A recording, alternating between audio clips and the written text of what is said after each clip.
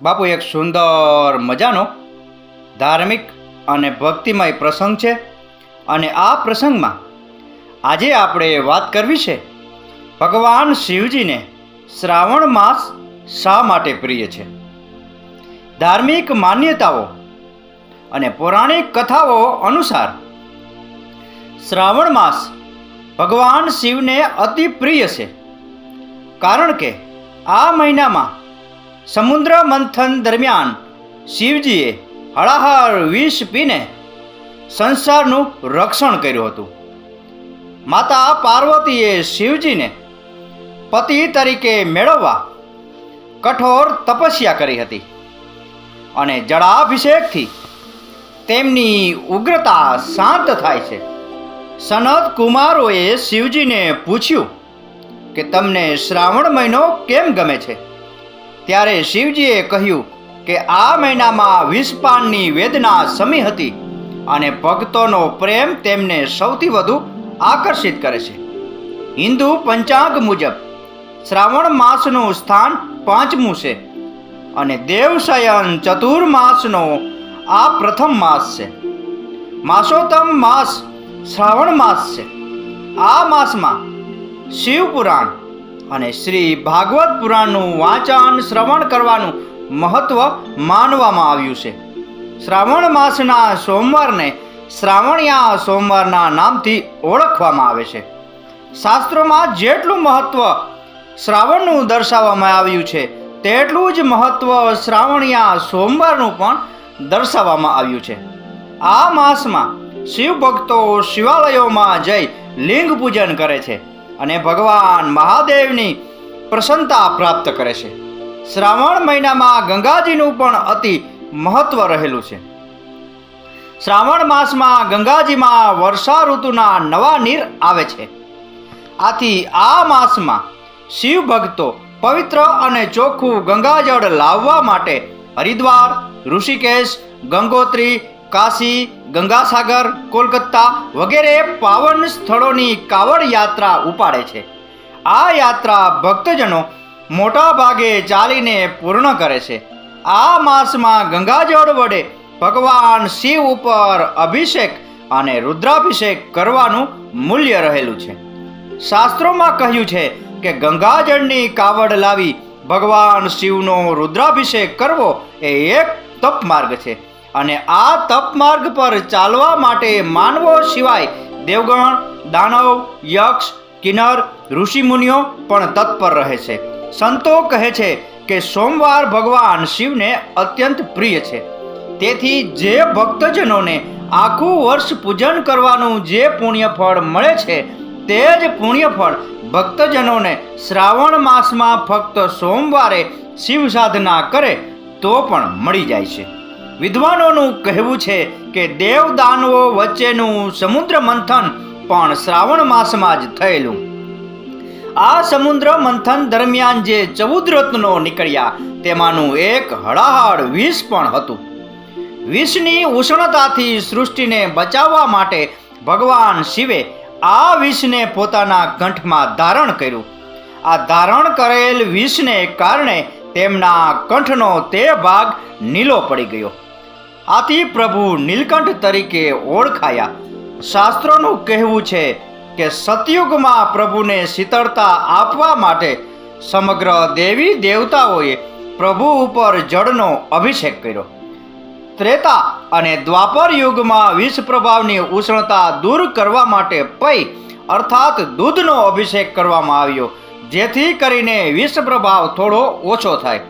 અને આ જ કારણસર આજે કલિયુગમાં વિષના આ પ્રભાવને દૂર કરવા માટે પ્રભુના ભક્તો અને ભક્તજનો હજુ પણ ભગવાન શિવ ઉપર જળ અને દૂધનો અભિષેક કરી રહ્યા છે. શિવ પુરાણમાં કહેલ છે કે જે જલ સમસ્ત સંસારના પ્રાણીઓમાં જીવનનો સંચાર કરે છે, તે જલ સ્વયં એ પરમાત્મા શિવનું સ્વરૂપ છે. આથી વિદ્વાનો કહે છે કે જે પરમાત્મા સ્વરૂપ જલ છે તેનો દુર્વ્યય ન કરવો જોઈએ. સંતો કહે છે કે ભગવાન શિવે વિષનો પ્રભાવ ઓછો કરવા માટે મસ્તક પર ચંદ્ર અને ગંગાજીને ધારણ કરેલા છે. શાસ્ત્ર અનુસાર શ્રાવણિયા સોમવારે શિવલિંગ ઉપર દૂધ અને જળ સિવાય વિશેષ વસ્તુઓ પણ અર્પિત કરવામાં આવે છે, જેને શિવમુઠ્ઠીના નામથી ઓળખવામાં આવે છે. શિવજી પાર્વતીના પ્રેમાળ પતિ છે. ગણેશજી અને કાર્તિકેયજીના પિતા છે. દક્ષ પ્રજાપતિના એ જમાઈ રાજા છે. યક્ષો અને ગંધર્વોના એ પૂજ્ય છે. ભૂતોના નાથ છે. અસુરી તત્વ માટે તે કાળ છે. નંદી એમનું વાહન છે. કાચબો એમનું કવચ છે અને બીજનો ચંદ્ર એમની શોભા છે. નાગ ગળાનો હાર અને શણગાર છે. ભસ્મ ભક્તિનો આધાર છે. નીલકંઠ દયાનું પ્રતીક ચિહ્ન છે. માથા ઉપર ગંગા નદીનું અવતરણ પ્રેમની પરાકાષ્ઠા છે. વ્યાઘ્ર ચર્મ ઉપર એ બિરાજમાન છે, એટલો તો એ જગતના નાથ ભોળાનાથ ભગવાન કહેવાય છે. ત્રિશૂળ એમના ત્રિલોકનું બિરુદ છે. આદિ વ્યાધિ ઉપાધિ આ ત્રણેય દુઃખને બાળી નાખતા કલ્યાણકારી છે. ડમરૂ એમના દુંદુભીનાદનું નગારું છે. ભૈરવ એમનો વૈભવ છે. રુદ્રાક્ષની માળા એ આરોગ્યની પાઠશાળા છે. બિલીપત્ર એમની છત્રછાયા છે. જટા એમની છટા છે. એ ભગવાન શ્રી રામના ઈષ્ટ દેવતા છે. ત્રીજી આંખ ક્રોધાગ્નિ છે. જળાધારી શીતળતા છે. મંદિર ઉપરની ધજા એ એમની ભક્તિની શક્તિ છે અને ગૌમુખી એમની લક્ષ્મણ રેખા છે. શિવ રૂપે એ સાકાર છે. લિંગ રૂપે નિરાકાર છે. એ રીજે તો રાવણને વરદાન આપી દેશે અને જો ખીજે તો કામદેવને બાળીને ભસ્મ કરી નાખે છે. શિવજીનું મંદિર શિવાલય છે. એમનું કાયમી સરનામું હિમાલય છે. એમનું ઓળખપત્ર શિવલિંગ છે અને મનગમતું પત્ર બિલીપત્ર છે. તાંડવ નૃત્ય એ તજજ્ઞ છે, તો સંગીતમાં એ વિશારદ છે. એ રસરાજ છે, નટરાજ છે. એ તો પુરુષ પણ છે અને સ્ત્રી પણ છે. એ અર્ધનારીશ્વર છે, તો ઈશ્વરોના પણ ઈશ્વર છે. શિવનો સીધો સાદો અર્થ થાય છે કલ્યાણ. ભક્તોનું જે સદા કલ્યાણ કરે છે તે શિવ. સનો અર્થ છે નિત્ય. ઈનો અર્થ છે પુરુષ અને વનો એટલે અમૃત. જે પુરુષ ભક્તો ઉપર સદાય આશીર્વાદની અમૃત વર્ષા કરે છે તે શિવ. હું શિવને નમસ્કાર કરું છું, અર્થાત ઓમ નમઃ શિવાય. આ પંચાક્ષર મંત્ર શિવજીનો સર્વશ્રેષ્ઠ મંત્ર છે. હાથીના પગલામાં જેમ બધા પગલા સમાઈ જાય છે, તેમ આ મંત્રમાં શિવ ભક્તિનો તમામ સાર આવી જાય છે. કેટલા ભોળા છે એ શિવલિંગ ઉપર કળશથી સ્વચ્છ પાણીની ધારા કરો એટલામાં તો એ રાજી રાજી. એક ખોબો પાણી આપો અને એ આખો દરિયો આપી દે. એમની પૂજા એકદમ સાદી. એક બિલીપત્ર, એક કળશ, સ્વચ્છ જળ, એક મંત્ર ઓમ નમઃ શિવાય અને રોજ એક વખત દર્શન.